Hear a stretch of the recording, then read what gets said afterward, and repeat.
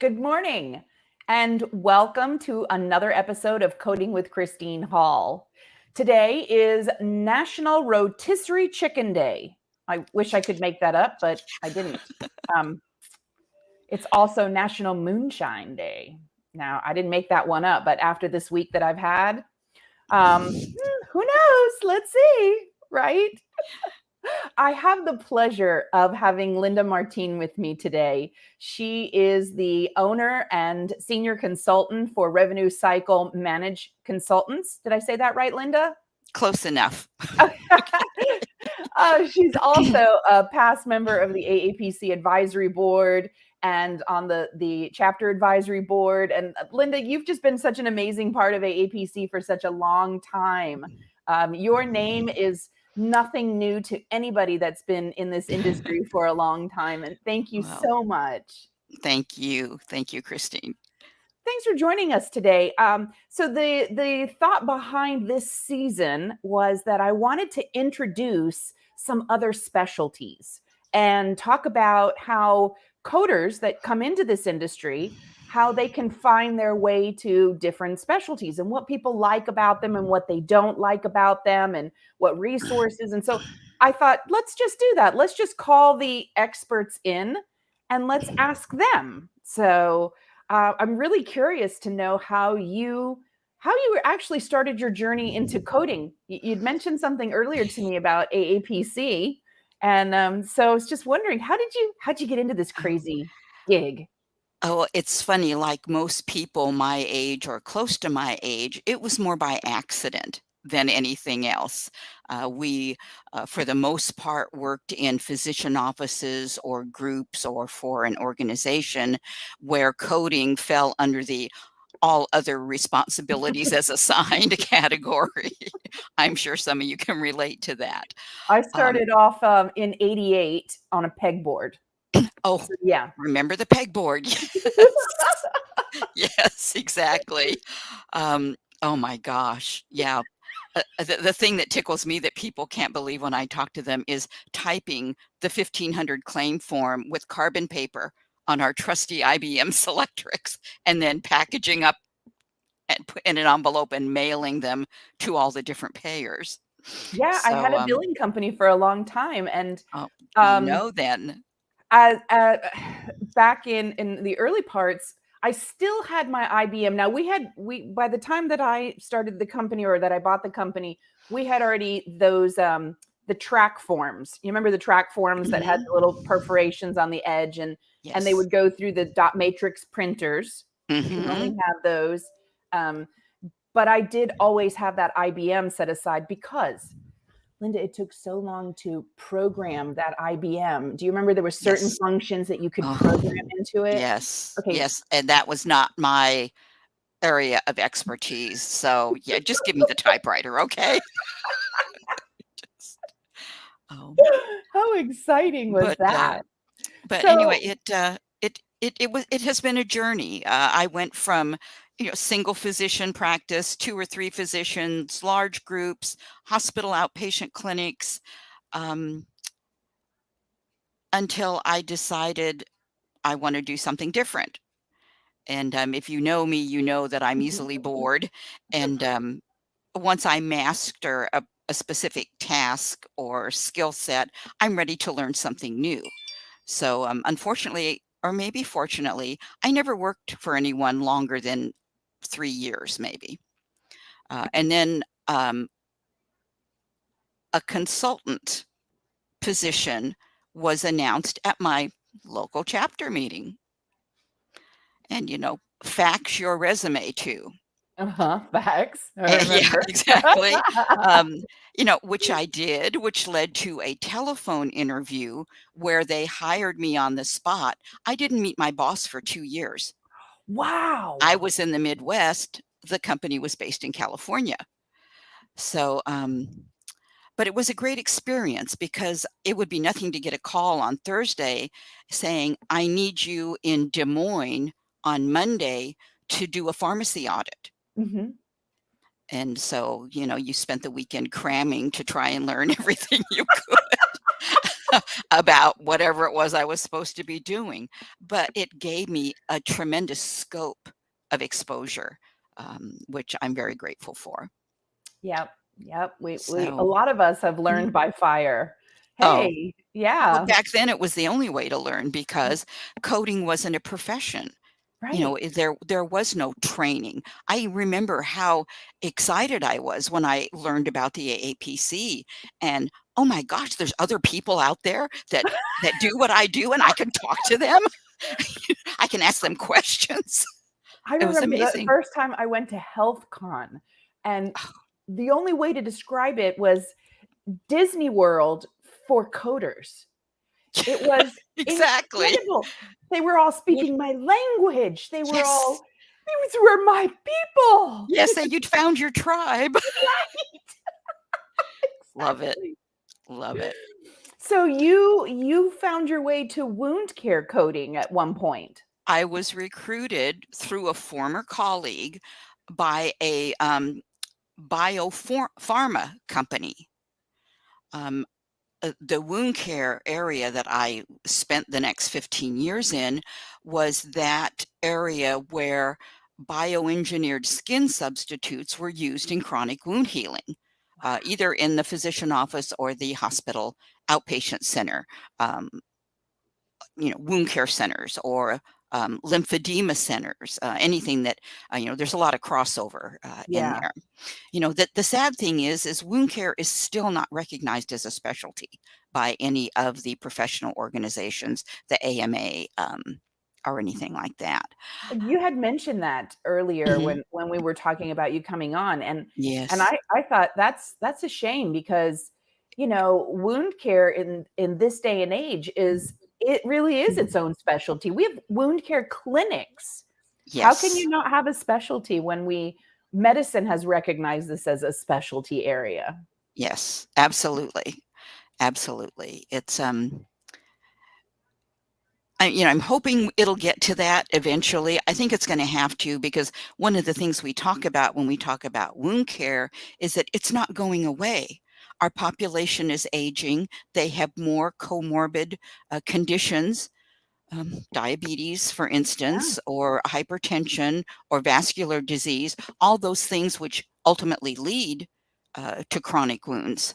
It's Um, funny, Linda, because I work with a group of dermatologists, oh, and there you go. yeah, I say that to Mm, them all the mm, time. mm, I say, you could have a person who presents with a wound, and you're just diagnosing this as a wound, but you don't give me all the rest of the information. So I don't know if this is a healthy 25-year-old person who just has a wound on their foot. We're putting a mhm. band-aid on it, giving them a kiss on the forehead and sending them off on their way. Or is this an 80-year-old person with diabetes, peripheral vascular disease, Exactly. neuropathy? Because that story explains a greater complexity to me. But if you just Absolutely. give me a Mm, wound, a wound doesn't have the same complexity that once mhm. you tell me the story of this patient that I can understand. Exactly. Yeah, without treating the underlying condition, as you said, it's just like putting a Band-Aid on it and giving them a pat on the head and sending them out the door. I like being involved in wound care because they're one of the few types of practitioners who do look at that. They have to do these whole vascular workups, Mhm. endocrine workups, and so forth to see if they can get to the root of the problem. Otherwise, you're never going to heal that chronic Right, wound. right, Exactly. absolutely. That's incredible there. So, what are some of the things that you really are interested when it comes to wound care? I was doing a little digging and I saw that there's so many different types of skin substitutes now Oh, and pressure vacuums and all kinds of incredible exactly. medicine.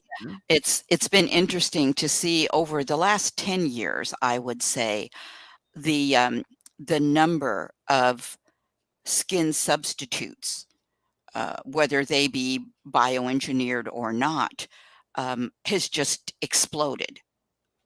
I mean, they're, in the beginning is funny. We Yeah, we had Apligraph, yeah, we had Oasis, And then Dermagraft came along, and that was back when the application had a 90-day global period. Wow. Yeah, hello, modifier 58. Yeah. It was crazy. Finally, common sense prevailed and all that went away. But, now we have not only the autologous and other substitutes, but we have our placenta-based substitutes and PRP, the plasma-rich proteins Mhm. and things like that. And it's just mind-blowing, all the options that are available and are very successful in treating these chronic wounds.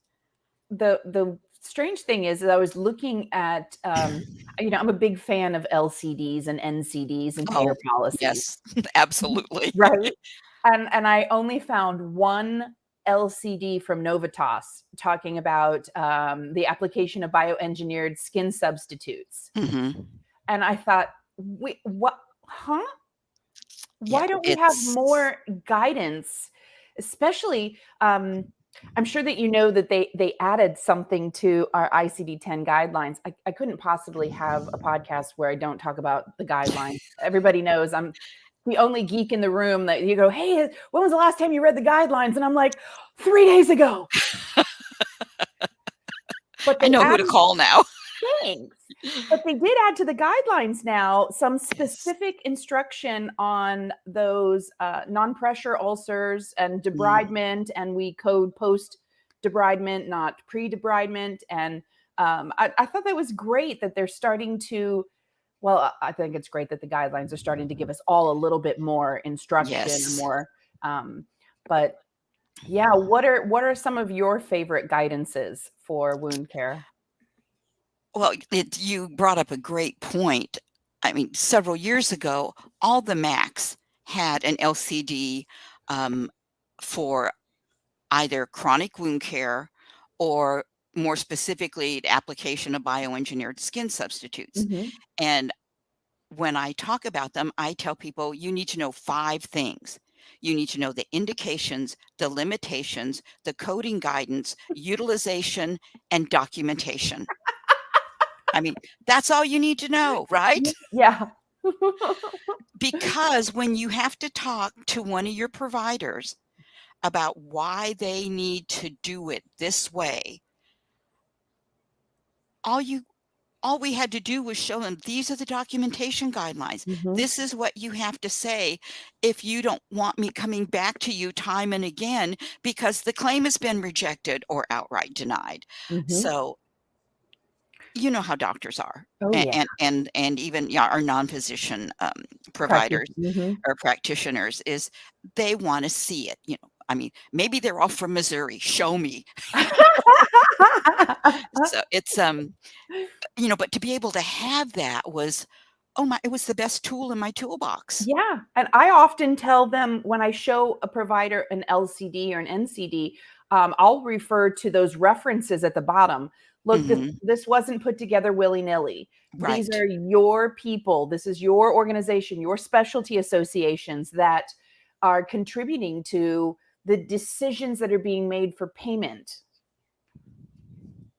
Exactly. Yeah. Exactly. And I say to be able to have that information, I mean, before our electronic medical records, we would build documentation templates Mhm, for our doctor and post it in the dictation area. They were taken directly from the LCD. mhm, mhm. Yes, you have to say what the dimension of the wound is. Telling me it's left lower leg is not good enough. You need to tell me where on the leg it is. And Right. the instrument. And okay, so it's okay not to use anesthesia, but tell me why. Is the patient neuropathic? Are they paraplegic? I Right. mean, all those things you ultimately wind up thinking about, or we wind up thinking about, Right. when we have to defend um, what we have submitted to the payer. So, Tons of fun. Absolutely. I find that all to be Mhm, so very mhm. fascinating, fascinating. Well, and And tell me if you do this, Christine, okay, as you pointed out, so many of our MACs and payers don't have policy or an LCD. Do you use retired LCDs to I support an argument? I use anything I can get my hands on. Okay, very good. Absolutely. I will look at something if there is nothing, like if I can't even find an LCD from another Mac, I will look at a retired. I will go to the payer policies for some of those big Mm, commercial payers. Anything that is written and that has references to it, um, mhm. I'll use anything I can to get something paid. But Yes. you also you hit it on the head when you said that sometimes providers are lacking in documentation. And I always have to go back to them and say, I know that there's a big break between what's clinically relevant and what Yeah. a payer needs to see for payment. Mhm, But you have to remember that even if you transfer this record over to another provider, let's say that this goes south and they're going to need a general surgeon now. What right. information does that general surgeon need to continue the care for this patient? Lower Yes. leg isn't going to help them out Mhm. any either. Right. So, yeah, Right. Abs absolutely. I had another question that I wanted to ask. Sure. We both teach for Mhm, the virtual instructor-led training mhm. courses, and something that comes up quite a bit with my students is when do we decide to use the debridement codes from the integumentary section versus the wound care codes in the medicine section? Do you have like a trigger word or a scenario that you? You just broached one of my favorite topics when it comes to talking about wound care. To give you a little history, back in the day, Mhm, debridement had 5 levels. We mhm, had, um, epidermis, dermis, sub-Q, muscle, and bone. Well, they took the epidermis and dermis out and put it in the active wound care in the medicine section. Okay. But the main difference between the two, between surgical debridement and active wound care, is the depth of the tissue removed. Okay. mhm. Dermal and epidermal tissue, active wound care, sometimes, in fact, oftentimes will not bleed.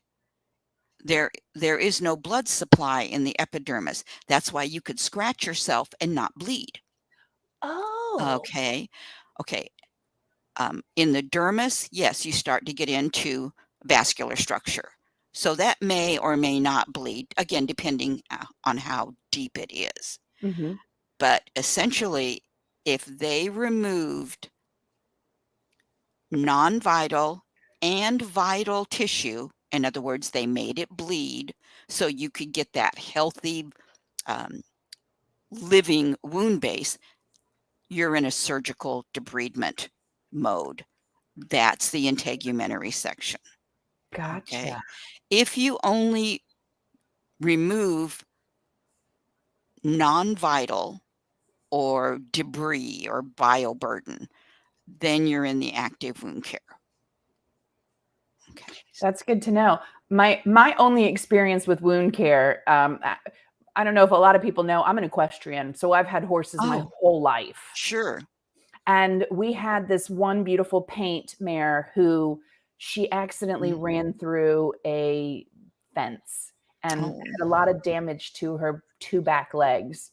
Mhm. And you can't call a vet to do standard wound care. So the vet came out the first day, gave us all of the things that we needed, and we became the next wound care doctors. It took 6 months to heal her legs. But Yes. like you said, there were days that there was nothing vascular, no bleeding. We just cleaned it really well. It looked Mhm. good, pink, healthy. You'll come back 2 days later and you needed to get down. You really needed to take some of that Mm. tissue away. And Right. so I can Mhm. visualize what you're saying because I have that Sure. You experience had with. that experience, Right. right. I'm a Right. very visual kind of person, but that Right. makes total Yeah. sense to me now that you've said that. Thank you. If you will visualize, a wound, it's kinda saucer shaped Mhm. or maybe a little smaller, and at the bottom, at the wound base, if it's nice and healthy and pink, vascular, those cells in the walls are gonna migrate across that wound bed, fill it in, secondary intention healing, and you Mm. have healing. However, if that wound bed doesn't have a good blood supply, if it's all clogged up, if you will, with bioburden and debris, dead blood cells, serous Uh-huh. stuff, how Mhm. wounds leak, Mhm. that inhibits those cells from migrating across the wound bed and ultimately healing. That's the whole pathophysiology of wound healing in a That nutshell. that makes so much sense. That makes so much sense. Wow. Well, say you saw it with your horse and Mhm. it looks exactly the same way in a person. That's incredible. I know we also tried some very unique things, and I've heard that some hospitals use Mhm. some unique healing. We would make Oh, a paste of iodine and sugar. mhm. Honey is a big one. I mean, they've been using honey since the Middle Ages because it has antibacterial properties. Right. Um, you know, uh, of course, everybody has heard about and has the similar reaction, maggots. Yes. I mean, and these are medical grade maggots, if you can imagine that. They have been sterilized and so forth, but they eat dead tissue. Yeah. I mean, people that come in and have maggots in a wound, everybody freaks out and runs for the wastebasket. Um, but when you look at their wounds, they're clean Yeah. because those little buggies have eaten all the bad stuff. So most people won't go for it just because of the visual, and I totally get that, but it really is very effective. I think so. And I would love to see that we experiment a little bit more with some of these natural things that we know work. Yeah, Yeah, I think that's really, really absolutely. interesting. So I have a question. If I had a new coder who wanted to get into wound care and wound Mhm. care coding, what advice would you give them? Oh, anatomy, really know your anatomy. Um, Are there any specialty societies or associations or areas that maybe a new coder would reach out to get more information? Not that I'm aware of currently, which is unfortunate because nurses have a wound care certification that they can get, the WCON, wound care ostomy Mhm. nurse. Um, I would like to see something like that down the road, just simply for coders in general, but new coders who perhaps would like to go in that direction. I wish I had better advice. I'm sorry. No, no, that's okay. I mean, that just means that we need a little bit of a call for action, Yes. so that wound care does Mhm. get that recognition because it's so important. Break through the skin, and we leave ourselves vulnerable to all types of things, sepsis Absolutely. and MRSA Mhm. infections, and you know, Yeah, loss of limbs, gangrene. Like the list goes on and on. So it it's does. such an important specialty. So yeah, so we have So a few true. minutes left. I'm going to see if we have any questions from our audience. Let's see. I'm going to scroll through here. We always have such wonderful participation. It's so nice to see everybody, Lady and Annette. Um, I know that you'll remember this, but do you remember Romper Room? Oh, Okay, so Miss when I Judy yes, with and her so little mirror. I see a Oh my Natasha, I see Catherine, I see Christy. I wanna get one of those. oh my gosh, you're making me feel old. I'm the one who brought it up, Linda, so Oh, I that is so remember it funny. too.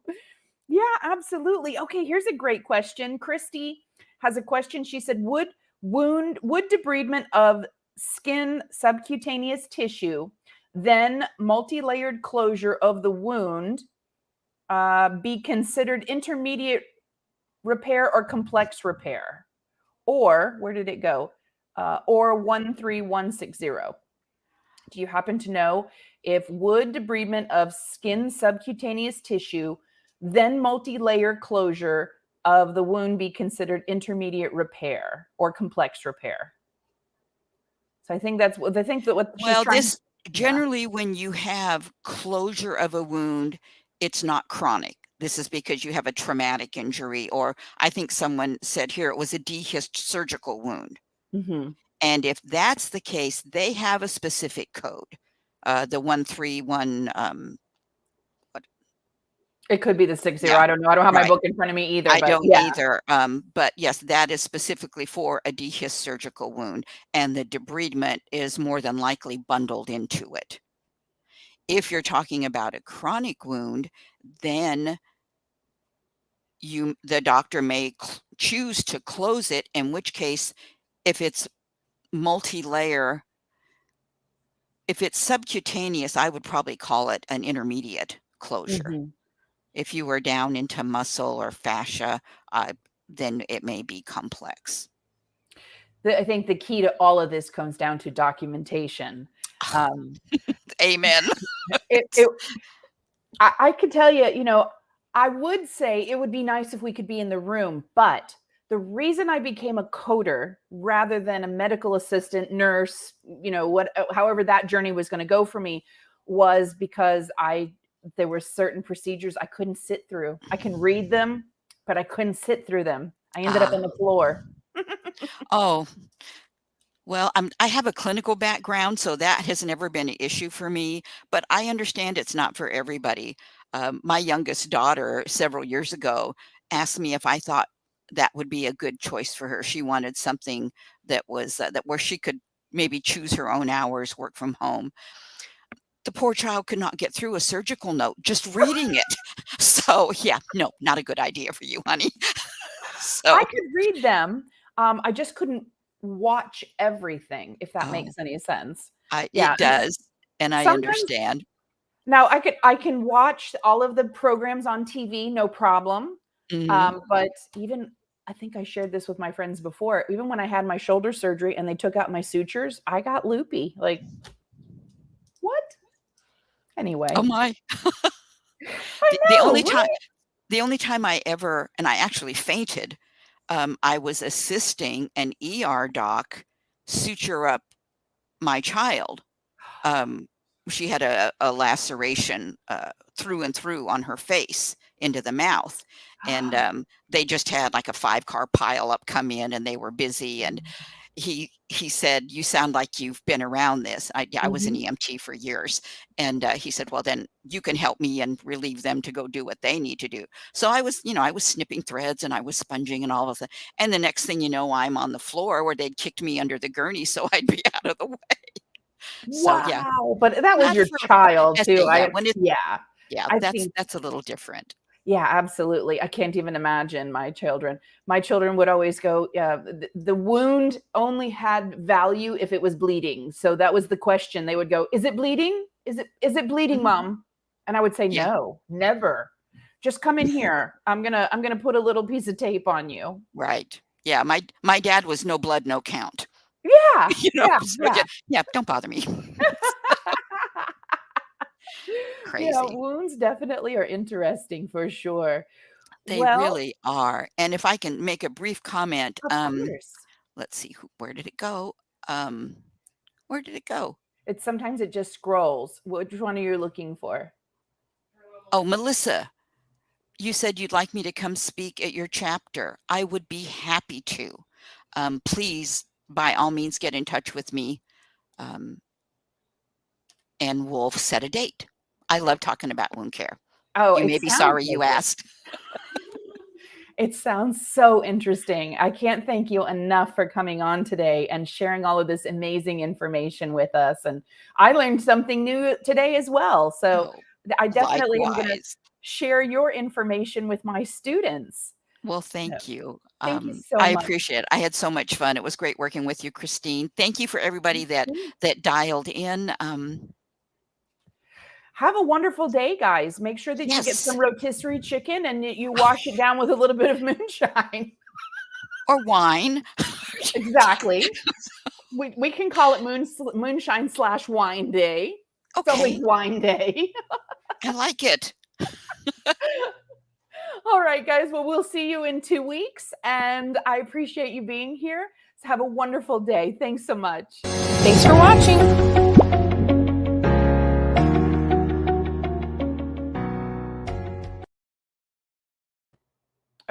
Are we off?